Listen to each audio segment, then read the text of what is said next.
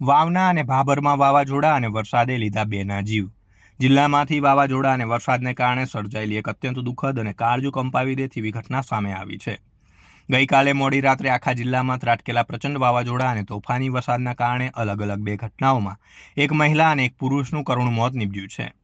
પહેલી હૃદયદ્રાવક ઘટના વાવ તાલુકાના માડકા ગામમાં બની છે, જ્યાં ભારે પવન વચ્ચે પોતાની વાછરડીને બચાવવા જઈ રહેલા 42 વર્ષીય ભગવાનભાઈ પટેલ પર લોખંડી પતરાનો આખો શેડ ધરાશયી થઈ ગયો હતો.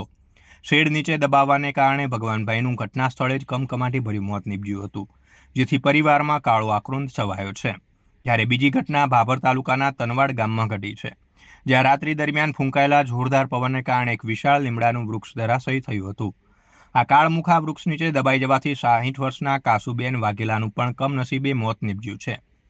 કુદરતના આ પ્રકોપમાં બે હોનહાર નાગરિકો ગુમાવાતા સમગ્ર વાવ, થરાદ અને ભાભર પંથકમાં અરેરાટી વ્યાપી ગઈ છે. માડકા ગામના મૃતક ભગવાનભાઈના મૃતદેહને પોસ્ટમોર્ટમ અર્થે તાત્કાલિક થરાદની સરકારી હોસ્પિટલ ખાતે ખસેડવામાં આવ્યો છે. વહીવટીતંત્ર દ્વારા આપત્તિમાં ભોગ બનેલા પરિવારોને તાત્કાલિક સહાય આપવામાં આવે તેવી લોક માંગ ઉઠી રહી છે.